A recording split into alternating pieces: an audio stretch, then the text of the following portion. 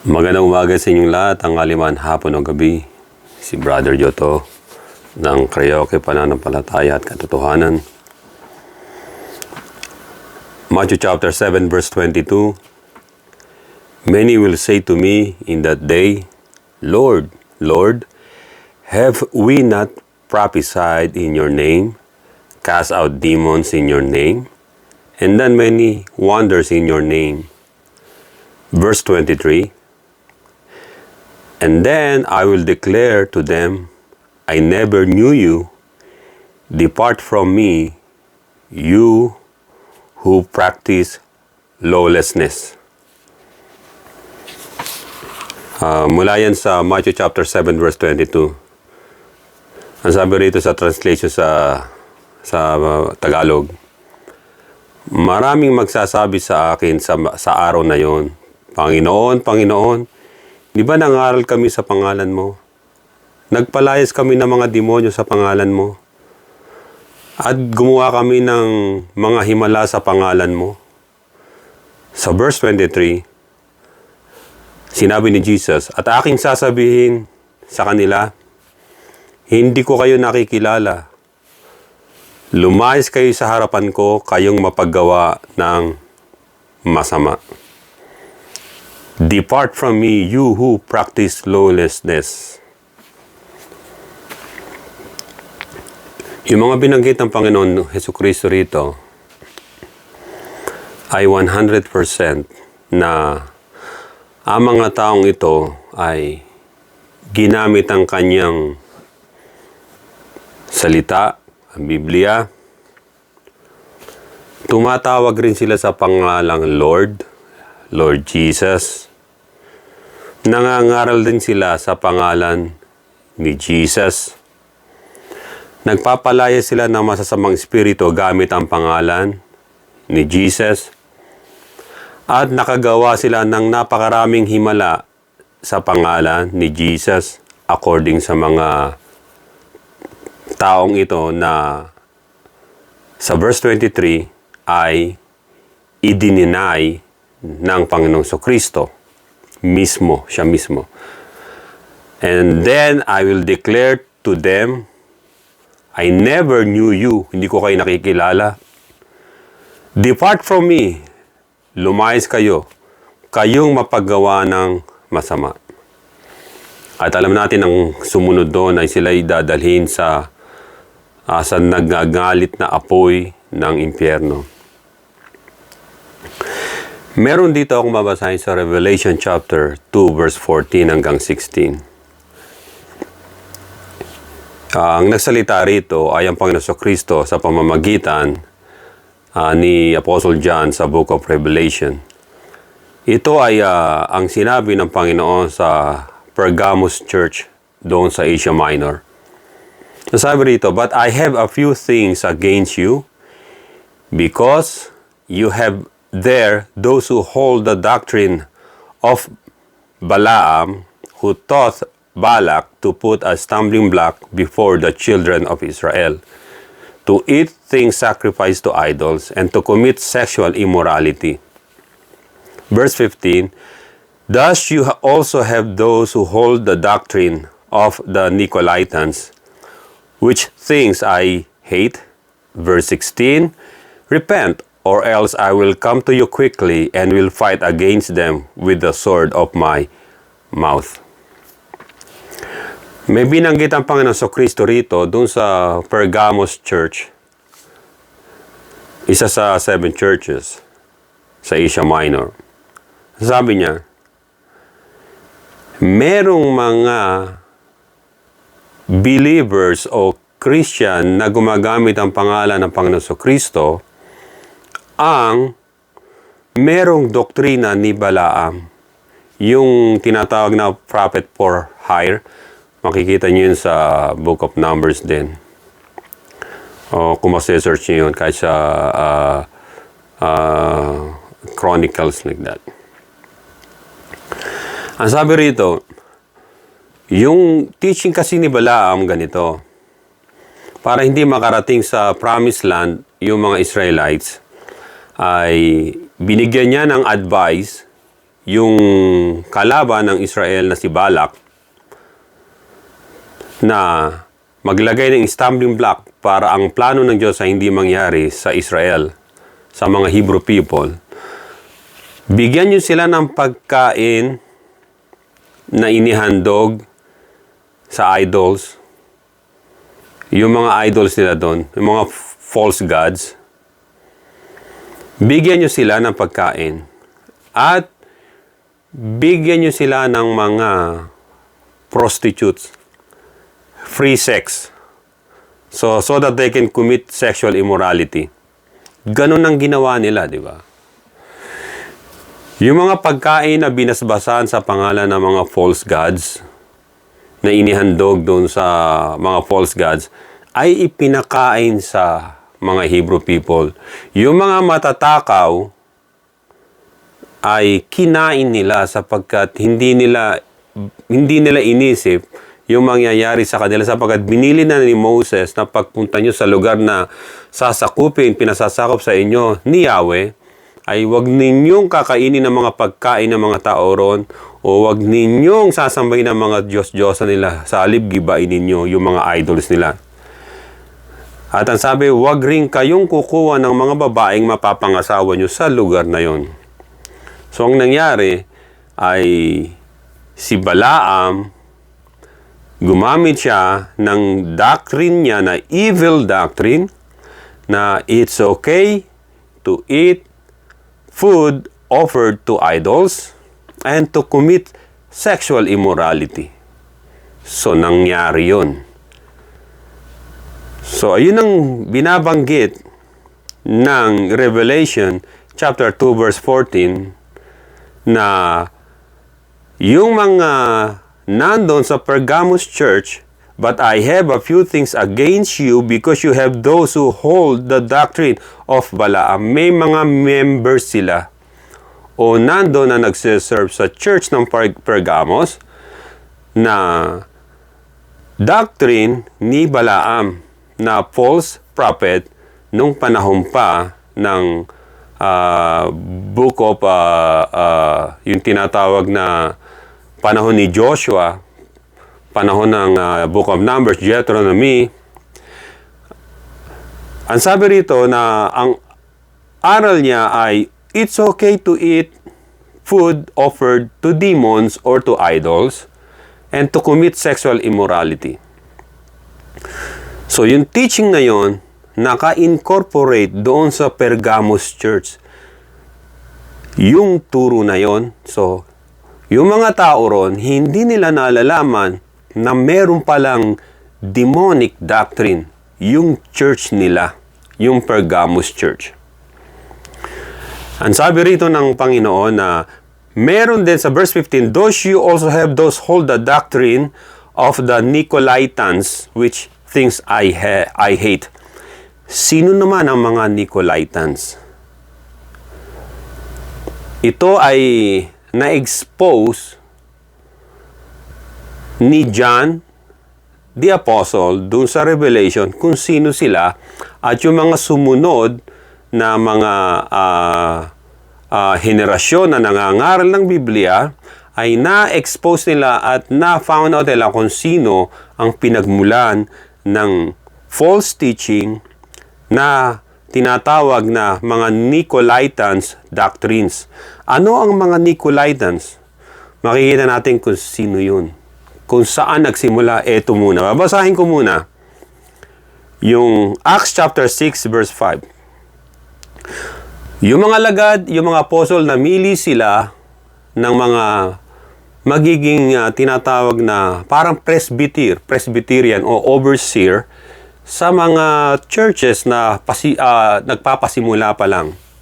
Pumili sila ng 7 ng mga tinatawag na lalaki na para sila ang maging tinatawag na presbyter o overseer doon sa mga churches doon sa nagsimula sa Jerusalem and then doon sa Antioch na sa Syria yun.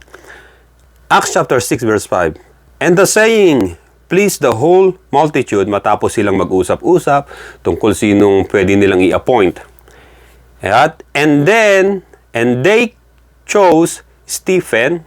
Si Stephen, siya yung kauna-unahang martyr, kung matatandaan ninyo, na napatay din. Binato siya hanggang mamatay. And they chose Stephen, a man full of faith and the Holy Spirit. And si Felipe, yung preacher, yung isa sa mga apostol. And Philip, Prochorus, Nicanor, Timon, Parmenas, and Nicholas, a proselyte from Antioch, Syria. Yung Nicolaitans doctrines o evil doctrines ay nanggaling kay Nicholas. Isang proselyte sa Hudyo, siya isang Gentile na proselyte sa Jewish religion. From Antioch siya. Hindi siya Hudyo, hindi siya Jew. From Antioch, Syria siya. Siya ay na-proselyte sa Jewish religion. At nung marinig niya na nangangaral sina Apostol Pedro at maging si Apostol Pablo at sina Silas at Barnabas at John Mark dun sa lugar na yon sa Antioch, siya ay nahikayat. So hindi siya nakontento sa pagiging Hudyo niya. Unang-unang religion niya, Gentile siya. He worshiped many false gods. Na-convert siya sa Judaism, and then he absorbed the law, certain law ng Jewish religion, and then ang ginawa niya, nagpa-convert siya sa Christianity sa pamamagitan ng mga pangangaral ni Apostol Pedro, Apostol Pablo, at yung ibang mga apostol. At sumama-sama siya, naging active siya, not knowing na merong mangyayari in the future, in the coming years. So, sa verse 6, ang sabi, etong pitong ito na binabanggit, si Stephen, Philip, Prochorus, Nicanor, Timon, Parmenas, and Nicholas, so pito sila. Verse 6, whom they set before the apostles, and when they had prayed, they laid hands on them, at sila ay pinanalangin at sila ay humayo. Subalit, yung isang hindi na kontento kahit sa anumang mga aral ng Biblia ay si Nicolas, ay siya'y tumiwalag at pinasimulan niya ang tinatawag na Nicolaitans religion. Anong tinuturo ni Nicolas o ng mga Nicolaitans? The belief that God doesn't expect Christians or believer to follow moral laws. Ang sinasabi, tinuturo niya sa mga tao, huwag ninyong sundin ang mga batas ng mga tao, anumang moral laws yan, sapagkat hindi na tayo nabubuhay sa tinatawag na anumang laws o batas ni Moses o moral laws, kahit yung moral laws ay hindi dapat sinusunod. Sa kanila, it's okay to sin since Christ already paid for all our sins once and for all. Okay, sa turo ni Nicolas o mga Nicolaitans, okay lang daw magkasala araw-araw sapagkat si Kristo ay nabayaran niya na raw ang ating mga kasalanan once and for all. Yung gagawin mong kasalanan ngayon, bukas, sa makalawa, sa susunod na taon, at sa future, ay nabayaran na ni Kristo daw yon. Kaya okay lang daw magkasala. Sabi niya, ang number one na gusto niyang gawin ng mga tagasunod niya ay okay lang yung pagan religion, pagan tradition, yung mga pagkaing inihahandog sa mga Diyos-Diyosan ay pwede nilang kainin, at yung sexual immorality ay okay na gawin ng mga tao, lalo na yung sa religion ni Nicolas o mga Nicolaitans. Ang tawag sa kanila mga antinomianism. Yun ang ginagawa nila. Sila rin nagpasimuno o sila rin ang pinagmula ng mga tinatawag na mga agnostic. So, compromise ikalawa. Okay lang sa mga Nicolaitans ang makipag-compromise. The belief that it's okay to practice all paganism, animism, sorcerism, etc. Since Christ forgiven the sins, the present sin committed, and the future sins also. Yun ang sinasabi niya. Ang pangatlong turo ng mga Nicolaitans ay indulgence. Anong indulgence? The belief that it's okay to practice adultery. Yung makiapid ka sa asawa ng may asawa at sa sino mang babae. Kaya sila maraming naakit na mga tao, especially mga bound for hell na mga tao nung panahon na yon. The belief that they can eat food sacrificed to idols. Ngayon, paano ang isang ganitong klaseng tao na ipinalangin na ng mga apostol, binigyan ng position sa church, ipinatong ang kamay sa mga ulo nila, ay nagawa pang ganito? Tandaan ninyo, si Judas Iscariot, di ba? Tinawag siya, pinili siya ng Panginoon. Pero ang pinili na maging ending ng buhay ni Judas Iscariot ay ang ipahamak niya ang sarili niya dahil pinagkanulo niya ang Panginoon. So ganito rin tong si Nicolas. Kaya tinawag silang mga Nicolaitans. Saan niya nakuha yung ganon? Unang-una, makikita natin na hindi siya talaga sincere. Pangalawa, ang religion niya dati ay siya ay idol worshiper. Nagpa-convert sa tinatawag na Jewish religion. Pagkatapos, hindi siya nakontento sa Jewish religion, nagpa-convert siya sa Christianity. Pagkatapos, hindi na siya nakontento sa Christianity, siya ay gumawa ng sarili ng religion. Kung sa panahon na meron ng Islam, ay sigurado magpapa-convert sa Islam yung kasi ang Islamic religion ay nabuo lamang ng mga 600 AD. Yung panahon na yon na meron ng mga kaguluhan sa Europe, sa church ng Europe o Middle East too.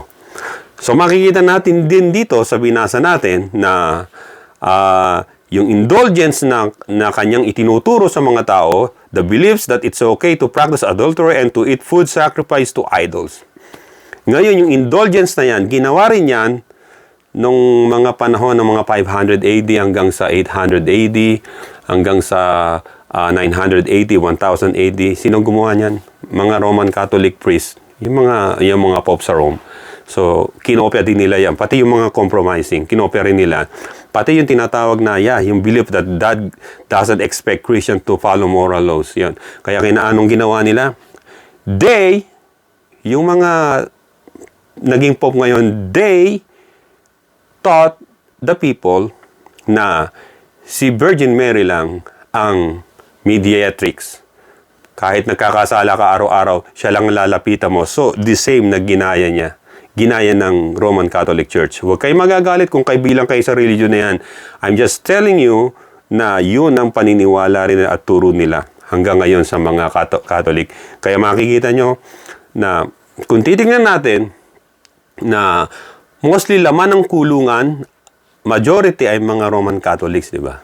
Hindi naturuan ng tama kasi at sila ay sumusunod lang naman kung ano sinasabi ng leader nila. Kaya dito, sa Acts chapter 15, nagkaroon ng mga tinatawag na sharp na debate o disagreement ang mga Christian noon sa mga apostol. Kasi mayroong dumating na ilang grupo ng apostol na nanggaling sa Jerusalem. Ang sabi sa mga Christian churches na nasa Antioch, Syria at sa mga churches doon sa tinatawag na Asia Minor, now Turkey, ang sabi nila, hindi kayo maliligtas kung hindi kayo magpapatuli at hindi kayo susunod sa mga batas ni Moses. Nagulat ngayon yung mga tao, yung mga Christian doon. Mostly sa kanila, hindi naman mga Jew, hindi mga Jewish people, kundi mga Gentile na na-convert sa Panginoong Jesucristo, nagkaroon ng sharp disagreement. Yung Nicolaitans na to, yung si Nicolas, ay isa sa mga nandun, nakamasid siya, na nagkaroon ng diskusyon. Halos mag-collapse o mahati ang church na bago pa lamang sa harapan ni Apostol Pablo at Apostol Pedro at nina Santiago ay muntik nang magiba ang body of Christ. Subalit, nanindigan si Paul, si Peter, sina Silas, sina Barnabas, John Mark na ang sabi rito, pinaliwanag nila, ang talagang tinatawag na circumcision is circumcision of the heart. Yung pagbabago ng puso. Hindi ang pag-circumcise ng foreskin ng isang batang lalaki o isang lalaki. Sapagkat nung panahon na yun, hindi uso sa mga Gentile lang magpatuli, di ba? Hindi uso. Hindi nila pinapractice yun. Yung pagtanggap lang nila sa Panginoong Kristo ang kanilang naging basihan ng kanilang kaligtasan. So makikita natin din dito na sa Acts chapter 15 verse 36 hanggang 39 at hanggang 41 ay nagkaroon ng disagreement din si Apostol Pablo, si John Mark at si Barnabas. Si Apostol Pablo, ayaw niyang isama si John Mark sa second mission nila sapagkat iniwan sila, inabandon. Si John Mark, siya kasi ang alalay at laging kasama ni Apostol Pedro. So nagkaroon, kasi young church pa noon, nagkaroon ng disagreement sila. At napapanood ng ibang mga presbyter o overseer doon tulad ni na yung binanggit ko si Nicolas, yung nangyayaring diskusyon, debate talaga yon, talagang matinding paliwanagan sila maghapon hanggang gabi. At ang nangyari, si Apostle Pablo, ang kanyang piniling bilang kanyang maging kasama ay si Silas o Silas.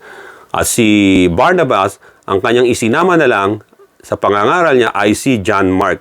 So nag-separate sila pero naayos nila yung gusot. Pareho silang pupunta doon sa mga Gentile country o people para mangaral. Si Apostol Pablo pupunta naman sa mga Gentile at sa mga Jewish population din para mangaral ng salita ng Diyos. Sa madaling salita, naayos nila. Subalit, ginawang nanamantala yung si Nicolas at siya ay nagtanim ng mga masasamang aral sa mga pinupuntahan o sa mga churches na naitatag na at doon nag-i-introduce siya ng maling aral hanggang sa mga Christian noon ay yung iba sa kanila ay naloko niya at naging Nicolaitans at sila'y humiwalay at nagtayo ng sarili nilang religion na mga yung Nicolaitans.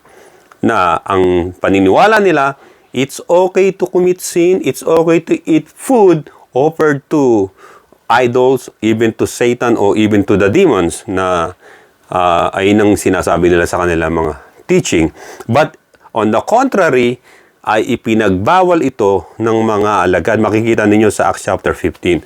Abstain from food offered to idols and avoid sexual immorality. Nabasa nyo Acts chapter 15. Nandun lahat yun. Ang turo ni Apostle Pablo na siya ring turo na ina-uphold ng maraming mga Christian tulad ko. Ang turo niya ay ganito, for sin shall not have dominion over you, for you are not under the law, but under grace. Sabi sa atin, ang kasalanan daw ay huwag maghari sa atin, huwag tayong pagharian, sapagkat kayo ay wala na sa ilalim ng kautusan ni Moses, subalit nasa ilalim na kayo ng biyaya ng Diyos. Under grace, Romans chapter 6 verse 14. Isa pa sa sinabi niya sa Romans chapter 3 verse 8, may mga tao kasi na tulad niyan ay nakakaharap nila yung mga Nicolaitans noon. May mga maling aral. Romans chapter 3 verse 8, sinabi niya sa mga taga-Rome, mga Romans na nasa Roma, of course, at nasa iba't ibang lugar ng Asia Minor at ng Syria. And sabi niya sa Romans chapter 3 verse 8, and why not say, let us do evil that good may come? Ang sabi niya, and then sumunod na talata, as we are slanderously reported and some affirm that we say, their condemnation is just. May mga tao kasi nagsasabi na, Apostol Pablo, di ba okay lang naman na gumawa ng kasalanan kasamaan?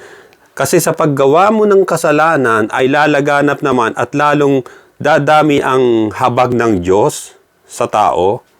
magre-resulta ng maganda. Sabi nga rito, Romans 3:8, and why not say, let us do evil that good may come?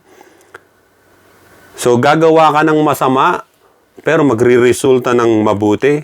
Yung ba ang aral ng Diyos? Hindi. Kasi sa Diyos, sa Panginoon Kristo, ang masama ay masama. Ang kasalanan ay kasalanan. Ang kabanalan ay kabanalan.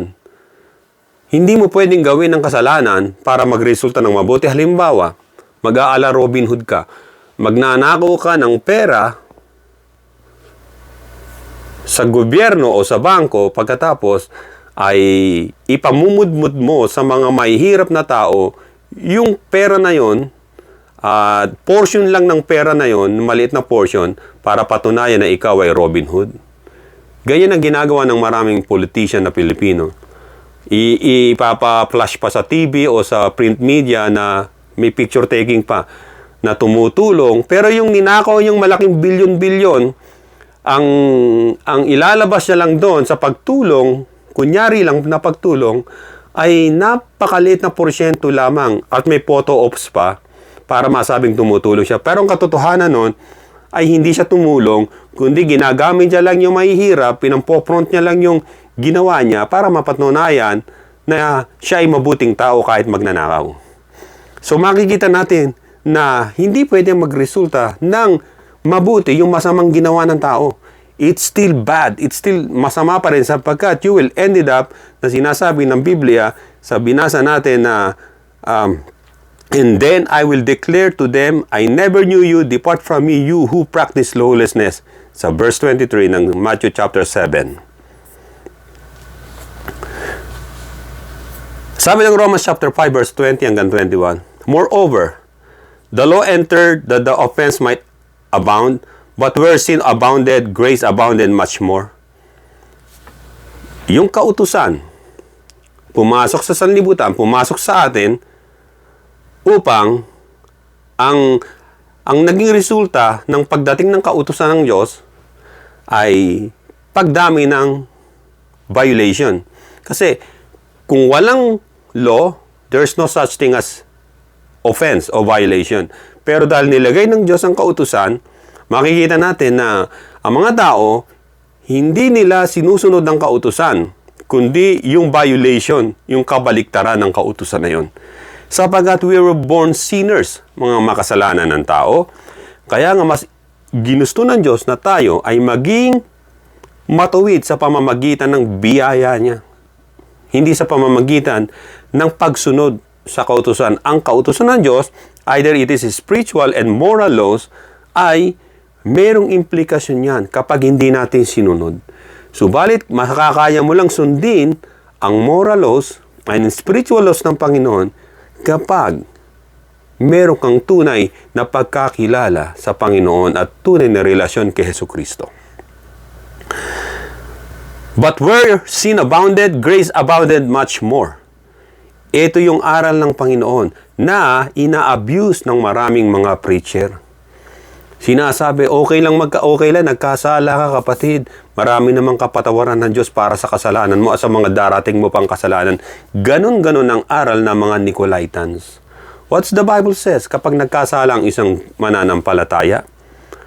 The preacher must tell him or tell her, you have to pray and ask for the forgiveness ng Diyos. Hindi yung lalapit siya sa pastor para ipanalangin sa kapatawaran. That's a blasphemy. That's blasphemous acts.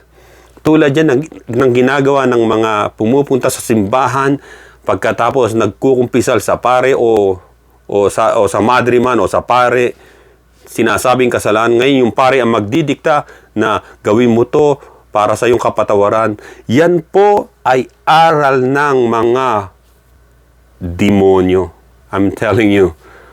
Kasi ayaw ng mga demonyo, tulad ng aral ni Balaam yan, ayaw ng mga demonyo na ikay lumapit mag-isa sa Diyos. Ikaw ang nagkasala sa Diyos, ikaw ang lumapit sa Diyos.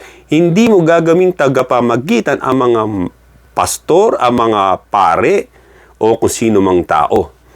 Sapagkat there is only one mediator between God and man, our Lord Jesus Christ. 1 Timothy 2:5, makikita nyo doon.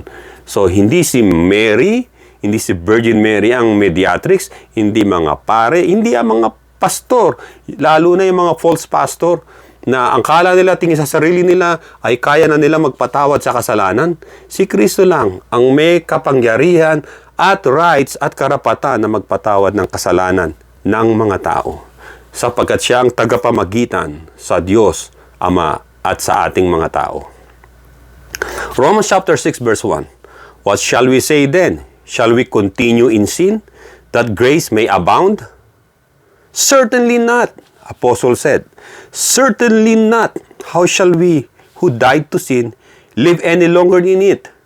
We're not zombie Christian. Ang sabi rito, Romans chapter 6 verse 1, tatagalogin ko. Masasabi ba natin na magpatuloy tayo sa kasalanan para ang biyaya ng Diyos ay sumagana sa atin? Natural, hindi. Certainly not. Hindi. Paano mangyayari na tayo'y namatay na sa kasalanan at muling mabubuhay pa dito sa kasalanan na to? So, ano tawag sa mga Krisyanong ganon? Na iniligtas na Panginoon Kristo sa kasalanan, yung nagkaroon na sila ng tinatawag na resurrection sa kanilang spiritual, at bumalik pa sa katawan nilang yung patay na katawan, yung iniwan na yung katawang patay, yung lumang pagkatao, bumalik pa rin para gawin yung kasalanan. Anong tawag sa kanila? Mga zombie Christian yun. Sila yung mga utu-utu na sa mga leader, sa mga pastor, kahit pumalakpak tayo, papalakpak sila, kahit anong pagawa sa kanila, yung mga... Alam niyo yung mga nag-i-speaking in tongues na sinasabi, hindi ganun ang speaking in tongues ng sinasabi ng mga apostol at ng Biblia. Yung mga ganun ay mga babblings lang yon. Inaalis nila yung tinatawag na consciousness nila sa pamamagitan ng pagsasalita nila ng ganun, na iniimbento lang nila yung mga masasabi nilang ganun hanggang sa lack of oxygen sa brain. Walang kasi nga, sigaw ng sigaw, di ba? And then, bigla silang magkukulaps.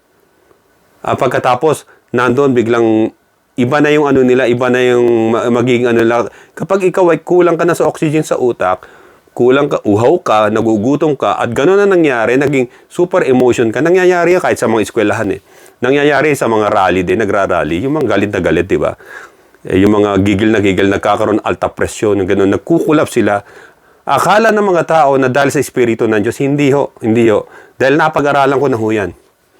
Napag-aralan na rin ng marami mga tunay na mga Christian yan, ng mga preacher, na kapag you're under a spell o control ng isang tao, lalo na yung mga pastor na con arts, na akala mo yung sinasabi niya ay salita ng Diyos, parang sinasabi, maggumulong kayo dyan, gumulong lang kayo ng gumulong, hayaan nyo na gumulong lang kayo dahil ang Espiritu ng Diyos. No, hindi ho.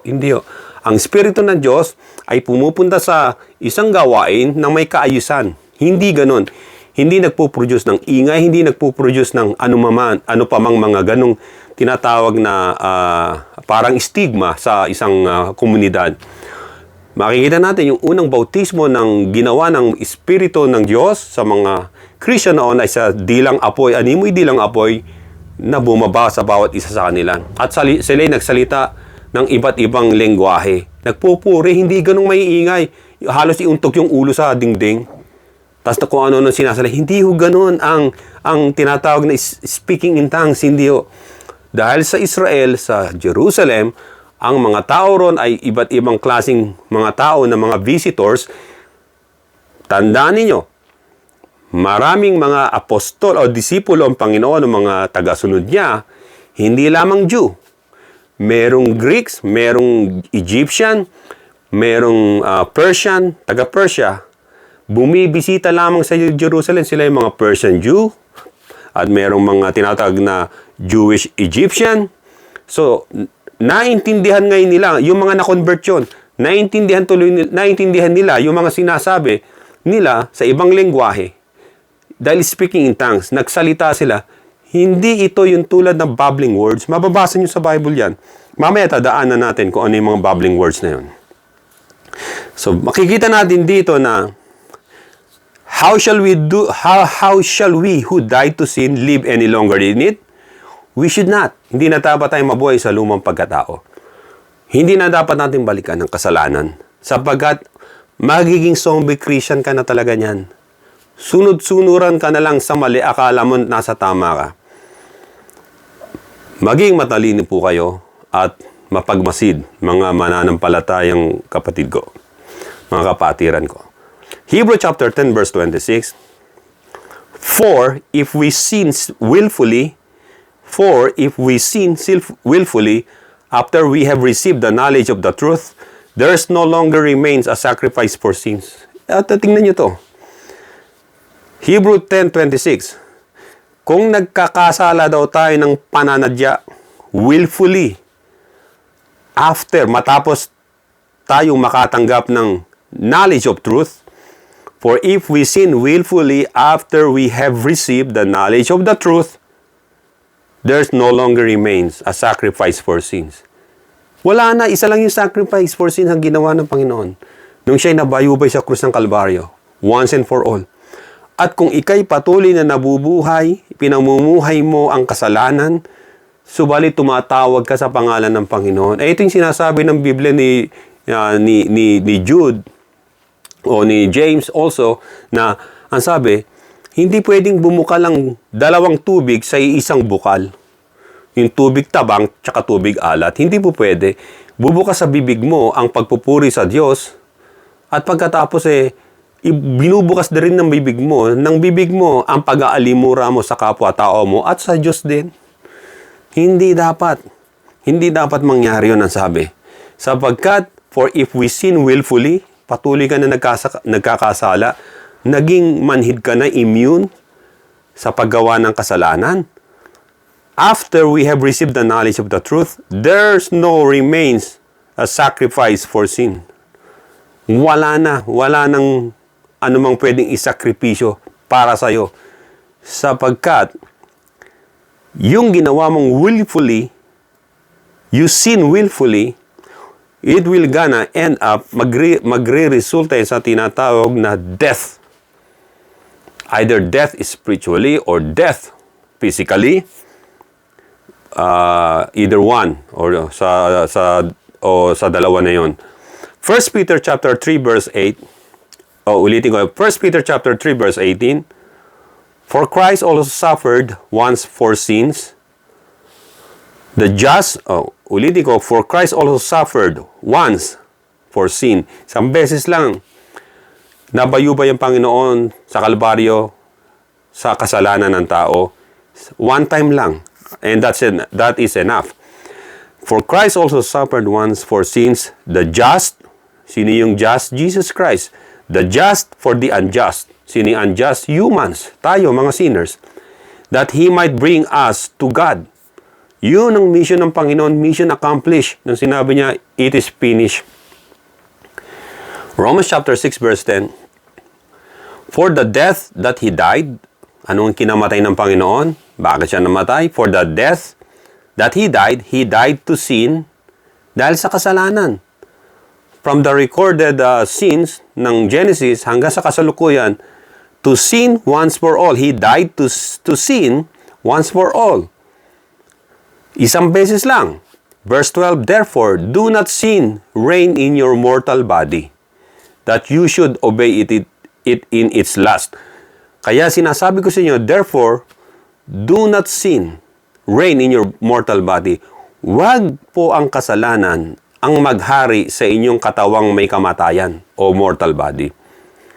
Upang gawin ito at sumunod kayo sa mga pita niya, that you should obey in its lust. At verse 13, and do not present your members, parts of your body, i-present, ang sabi, do not. Romans chapter 6 verse 13. And do not present your members, parts of your body, as instruments of unrighteousness to sin, but present yourselves to God as being alive from the dead, and your members, the body parts, as instruments of righteousness. So yung mga body parts natin, ang sabi rito, ay huwag nating ipapaalipin sa kasalanan. But present yourselves to God as being alive from the dead, and your members, your body parts, anumang body parts natin, kayo na nakakaalam nun. Kung anong meron sa ating mga body parts na minsan nagiging cause ng pag-commit natin ng kasalanan. Body parts as instruments, sabi. Ulitin ko, but present yourselves to God as being alive from the dead, and your members, your body parts, as instruments of righteousness. Hindi ba maliwanag? Instrument of righteousness dapat. Yung ating mga mata, bibig, pandinig, sa bibig ng mga tao, dito lumalabas ang chismis. Dito lumalabas ang nagmamarites, espiritu ng mga marites. At dito lumalabas sa tenga naman yung mga nakikinig, mahilig makinig sa chismis ng iba, pagkatapos mali ang pagkakaintindi, inilalabas ang bibig nila at ibang kwento na. Dito makikita natin dito na sa Acts chapter 15 verse 20, ang ginawa ng mga apostol sa mga Christian noon, lalo na yung mga muntik nang tumaligod sa Panginoon, yung mga na-stumble dahil sa mga aral na mali ang mga itinuro sa iba. Kasi may mga tao na nagmamarunong ho talaga sa Biblia. Makikita natin yung Biblia, eto, ginagawang manok sa pula sa puti, pinaglalaban yan. Siya, sabi rito, kami ang tama, pero yung isang Biblia ginagamit, which is not supposed to happen. Wala akong contradiction dito. Ang may contradiction dito, yung mga taong merong mga masasamang espiritu ni Satanas, yung mga masasamang, may mga masasamang balak talaga. Doon nila kino-contradict yun. Sabi ng Acts chapter 15 verse 20, but that we write them to abstain from things polluted by idols. Alam niyo yung mga ino-offer sa mga idols, di ba? From sexual immorality, from things strangled, and from blood. Lumayo kayo sa mga, alam niyo yung mga animals na binibigti para hindi umano yung dugo, tumulo, at para pumunta sa karne at maging masarap daw kainin. Alam niyo yun.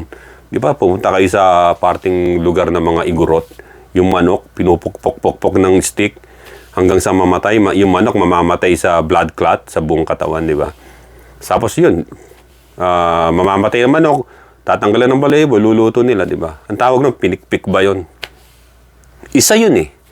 Okay, magagalit sa akin kung kumakain ng kayo ng ganun. Isa yun. Isa yun, sapagkat nung unang mga panahon kaya nila ginagawa, they offered it, yung manok na ganun, sa mga tinatawag na gods nila, mga animism nila, nung mga panahon. Ngayon, dumating na ang aral ng Panginoon, kinakailangan sabi rito, abstain from things polluted by idols, from sexual immorality, from things strangled, and from blood. Sa mga dugo, kasi noong mga unang panahon, yung mga dugo, tsaka abdo, ang paniniwala nila pag ininom nila yung animals na buhay-buhay pa, tumutulong dugo dahil hiniwa yung veins, ay magkakaroon sila tinatawag na power o agimat o anting-anting. Kaya sabi, wag daw natin gagawin sapagkat scientifically speaking, kapag kumain ka ng dugo o uminom ka ng dugo ng isang animals na yung dugo niya ay tainted o meron tinawag na venom, natuklaw na pala siya ng ahas, yung animals may venom, mamamatay ka. Tsaka nandun ang maraming bakterya sa dugo. Kaya nga meron tinatawag na red cells tsaka white cells, di ba? Yung white cell, siya yung lumalaban sa mga bakterya na nandun. Eh kapag buhay-buhay pa yung bakterya, hindi pa nauubos ng mga white cells, at ininom mo, ay pupunta rin sa iyo yun. Yun ang tinatawag na pinagbabawal ng Panginoon, ang pag-inom ng dugo, lalo na yung sariwang dugo na nanggagaling pa sa buhay na animals. So, ayun ay tinatawag na isang demonic practices yun. Makikita natin sa Genesis chapter 11 verse 8 and 9. Alam niyo ba yung Tower of Babel, di ba? Where God confused the language of the people. Ang sabi rito, the Lord scattered them abroad also because of sin of rebellion against God. Yung Tower of Babel is a sin, is a symbol of sin, of rebellion. They just making like a big, yung tinatawag na staircase, just like, parang ano yun parang rockets, pataas. They just wanna rebel against God. Makikita natin dito na sa Acts chapter 2 verse 16, ang sabi, the multitude came together and were confused because everyone speak in his own language. Ito yung mga sinasabi ko sa inyong nabautismo sa Espiritu ng Diyos, na nagsalita sa iba't ibang lengguwahe. Yung multitude na yun, na-confuse sila. Tandaan ninyo, meron tinatawag na curse language o confused language, yung salita natin ngayon. Ito yung nanggaling, produkto ito ng tinatawag ng Tower of Babel. Yung mga language natin, kumalat kinounfound ng Diyos yung language ng mga tao. At yung language natin ay confused language talaga. Lahat, English, Spanish, lahat, Chinese o Vietnamese o Filipino, Tagalog o mga dialects. Ang tawag dyan is confused language. Dahil yung language natin na yan, ay nanggaling sa Tower of Babel ng kinonfuse ng Diyos dahil sa rebellion na ginawa ng mga tao nung panahon na yon. Kaya iniscatter niya mga tao sa bawat panig ng mundo. Pero inula ng Panginoon sa Zephaniah chapter 3 verse 9, for then I will restore to the peoples a pure language that they all may call on the name of the Lord to serve Him with one accord. Hindi ito ang Hebrew language, hindi. Sapagkat ang Hebrew language ay galing din yan, produkto yan, ng Aramaic language, sapagkat si Eber o si Heber, ang pinagmula ng mga Habiru tribe, doon ang galing si Abraham sa Habiru o sa kay tribo ni Eber o Heber, kaya nagkaroon ng Hebrew. Sila yon. So, isa rin sila na meron tinatawag na confounded language o yung tinatawag na curse language o confused language tulad ng ibang mga lengguwahe nung panahon yun. Subalit, Zephaniah chapter 3 verse 9, in the latter times, for then I will restore to the peoples a pure language, that they all may call on the name of the Lord to serve Him with one accord. Ito na yung second coming ni Jesus Christ. When He come dito sa earth for the second time as King of Kings and Lord of Lords, there will gonna be a one language. Yung language na ito ang language of the heaven, language ng kalangitan na malalaman natin, maituturo sa lahat ng taong madadat ng kanyang muling pagbabalik, that they all may call on the name of the Lord to serve Him with one accord. Kaya kayo, huwag niyo pagtawanan yung dialekto ng mga Bisaya o ng mga Bicolano dahil kayo Tagalog. Hindi. Parehong curse ang dialects natin and language natin. Confused language o yan, galing sa Tower of Babel. Ang tunay na lengguwahe na bababa rito ay lengguwahe ng Diyos na Zephaniah chapter 3 verse 9. For then I will restore to the peoples a pure language. Bago pa magkaroon ng Tower of Babel, ito na yung language mismo ng kausap ng Diyos si Adan at Eva. Yung sa Garden of Eden, i-restore niya that they all may call on the name of the Lord to serve Him with one accord. 1 Corinthians chapter 13 verse 1. Tingnan niyo ito sinabi ng Apostol Pablo sa mga tao, sa mga taga-Corinthians. Though I speak with tongues of men and of angels, ito yung kayong mga nagsasabi na kayo nagsasalita ng speaking in tongues, you better listen to this. Marami sa kanila kasi, alam ko marami sa kanila, ginagawa lang yan, yung mga mostly yung mga kabataan yung makikita nyo na victimize ng mga false teacher na yun na sila yung emotional di ba? Nawawala ng oxygen yung brain nila. May mga nagkukolapso talaga. Yung iba gutom, nauuhaw. Magkukolaps ka talaga kasi sunod-sunod, masikip yung lugar, kulang oxygen. Yung mga hinihinga neto, yung amoy nila, magkakasama sila, yung carbon, di ba? Exchanging na yun, Yung mga hininga, kaya kung merong may COVID yung isa ron, lahat yung kalat kagad yun. Kakalat kagad. Kahit ano sakit, kahit tuberculosis, kalat kagad.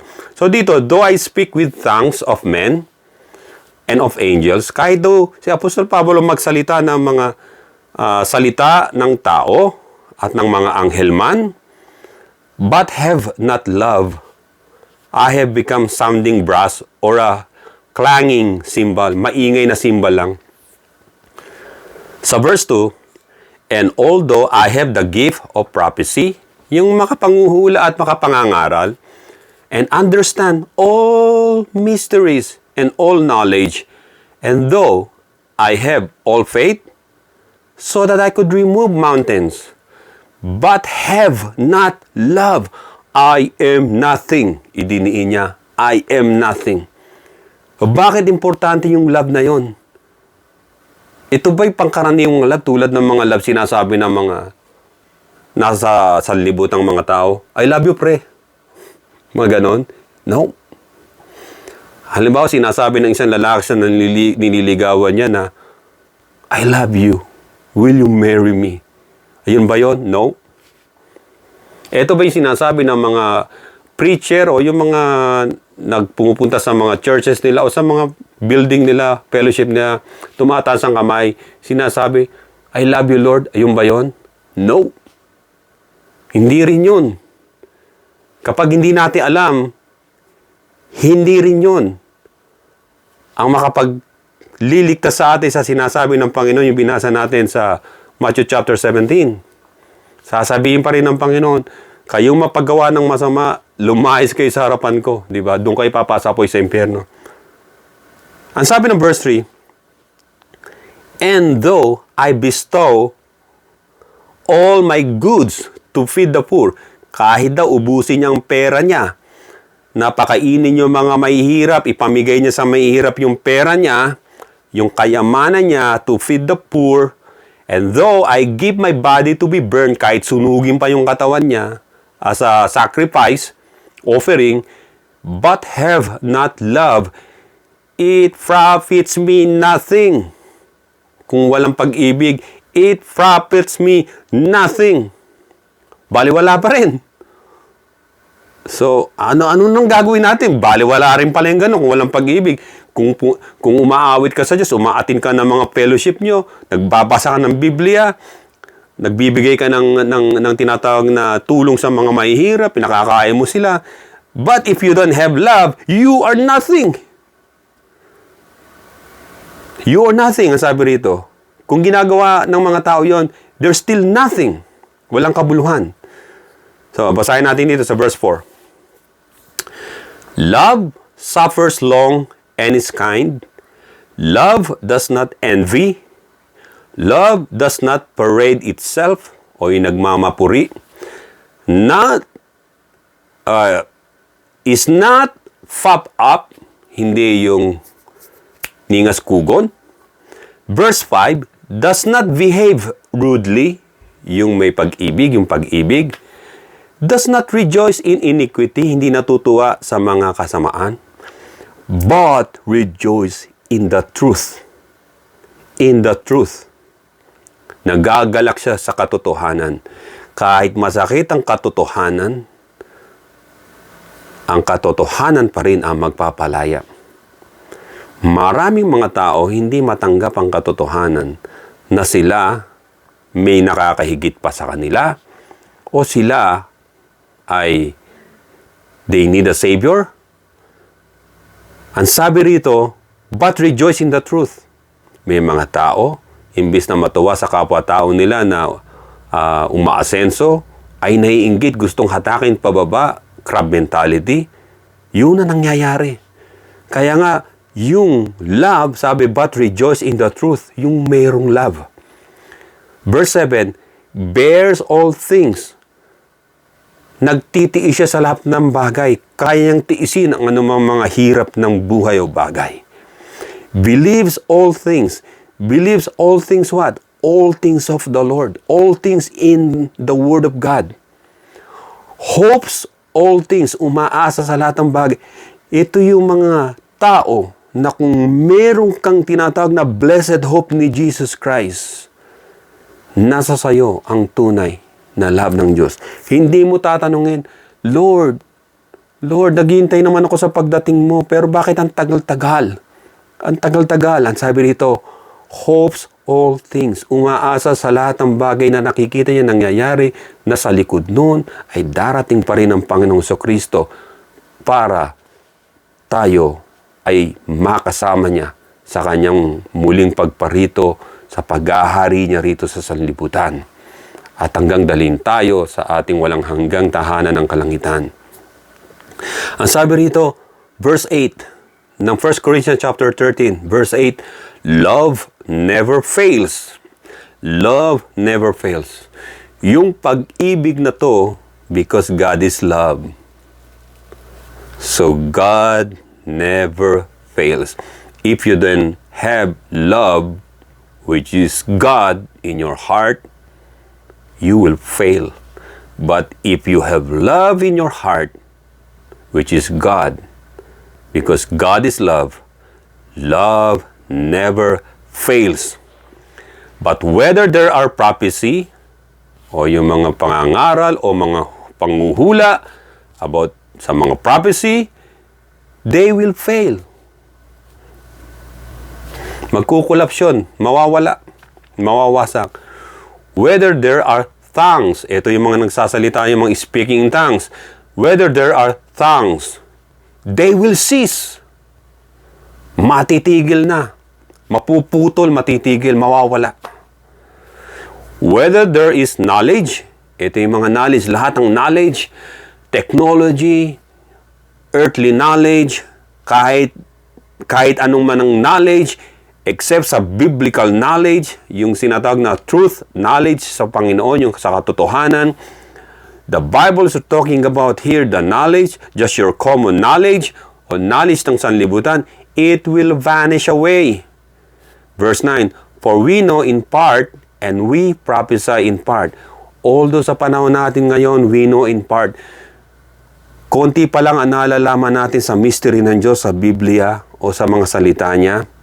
Ang sabi rito, we prophesy in part. Nangangaral tayo ng part pa lang. Not totally, because sometimes may katanungan tayo sa Panginoon. How that happened? Because God is a God of wonders and God of mystery.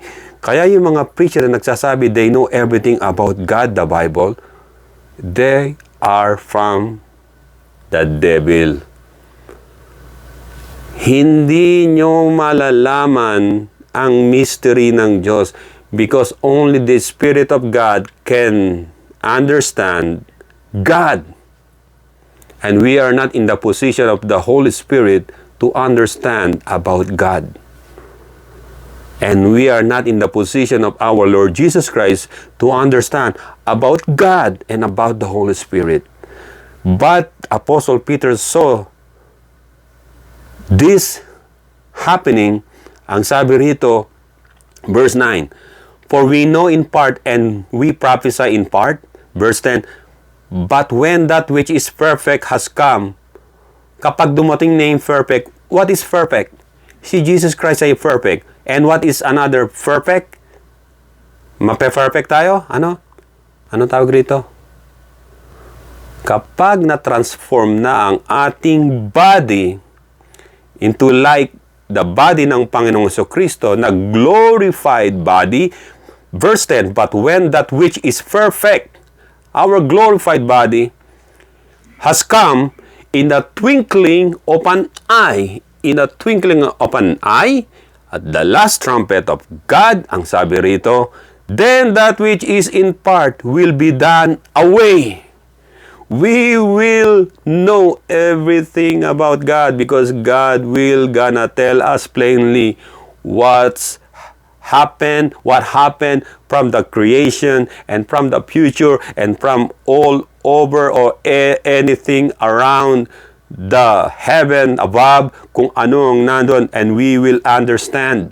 Verse 12, for now we see in a mirror dimly, but then I shall know just as I also am known. Verse 12, Tulad natin na tumitingin lang tayo sa salamin. Ang salamin nung araw ay makinis na salamin na gawa sa tinatawag na brass. Pinapolish nila ng gusto yon. At yun ang pinakasalamin. Hindi pa na-invento ang glass o mirror. Pero yun, nakikita nila yung konting image lang nila. Subalit, ang sabi ng Biblia, "For now we see in a mirror dimly, but then I shall know just as I also am known." Kapag dumating na yung tinatawag na perfect, but when that which is perfect has come, Jesus Christ at the last trumpet, and then He will change our bodies into His like body, na glorified body. And then, for now we see in a mirror dimly, but then I shall know just as I also am known. Verse 13, and now,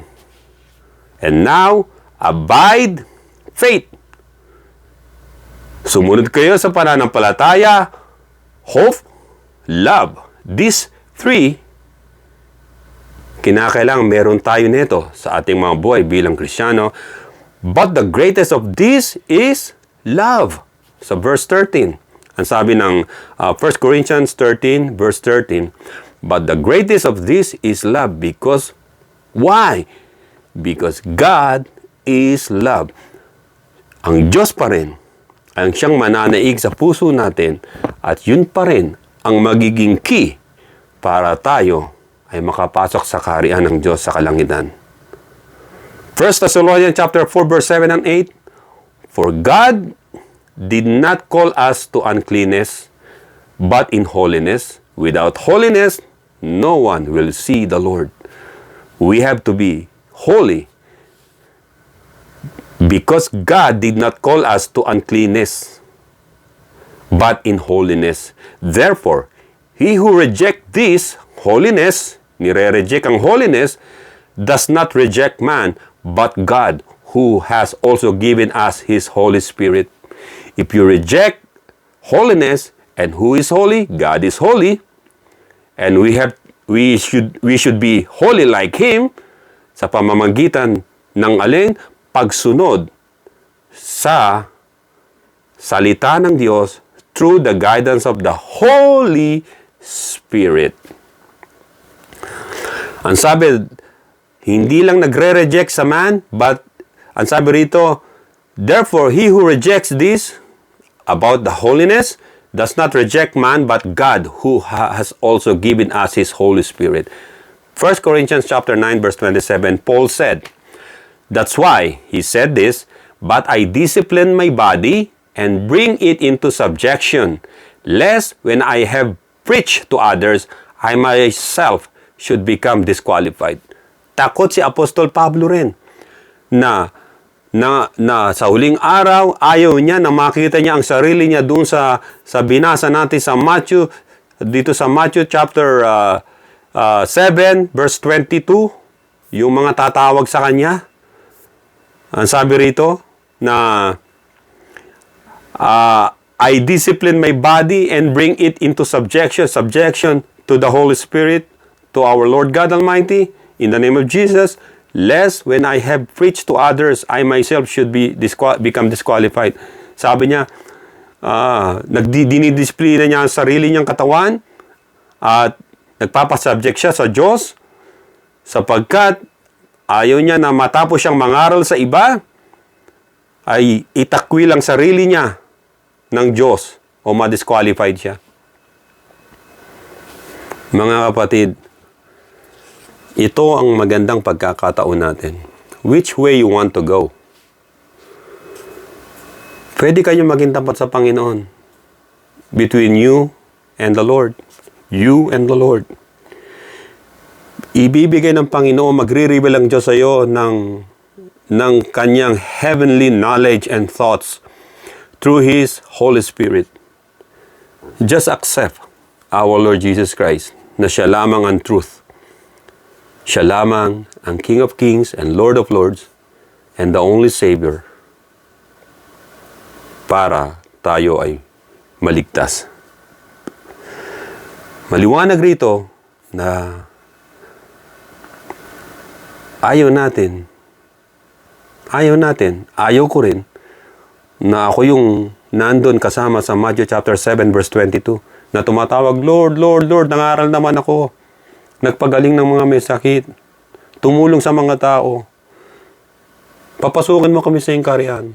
Pero sasabihin ng Panginoon, hindi ko kayo kakilala, hindi ko kayo kilala, kayo mapagawa ng masama. Doon kayo sa apoy ng impyerno. That's why, sundin natin ang salita ng Diyos. When Jesus Christ said, preach the gospel free of charge, we have to preach the gospel free of charge. When Jesus Christ said, ask for the guidance of the Holy Spirit sa pamamagitan ng Panginoon, at hindi tayo lalakad sa gawa ng sanlibutan, mga evil works of this world, we have to stop it na. Alisin natin yon kung nakakagawa pa tayo. Remember, there's only one mediator between God and man, our Lord Jesus Christ. Sabi rito ng Proverbs 22 verse 2, the rich and the poor have this in common. The Lord is the maker of them all. I don't care if you're rich and if you're poor like me. I don't care kung anong status natin sa buhay. But God doesn't even care how many figures you are earning right now. What God's care about you is your soul. Yung mga soul natin. Even though you're businessman, you're just an employee, or jobless, or homeless, God doesn't even care about your situation. What He cares for you is your soul. Because after you die, if you die rich, and you don't have Christ, you go to hell. And if you die poor, and you don't have Christ, you go to hell also. The rich and the poor have this in common. The Lord is the maker of them all. Tanggapin niyo ang maker natin, ang ating Panginoon. Siya lamang ang tagapagligtas. Inayaya ako ay sa short prayer na ito. Pikit po natin ating mga mata. Sabihin natin, Panginoon Kristo, sa mga sandaling ito, ako po ay lumalapit sa iyo na isang makasalanan. Subalit ngayon, pinagliwanag mo po ang aking isipan na ikaw lamang ang daan at tagapamagitan sa kalangitan. At ang kasalanan ko ay yung pinatawad. Sa oras ito, tinatanggap kita sa aking puso at kaluluwa bilang Panginoon at tagapagligtas. Ikaw na maghari sa aking puso, Panginoong Jesucristo. At ikaw na ang maging gabay. Tinatanggap kita sa oras na ito. Marami pong salamat sa pagbabago ng direksyon ng aking buhay. Sa iyo lamang pangalan. Ikaw ang aking Panginoon, Panginoong Jesucristo. Ito ang aking samot panalangin. Amen. Amen.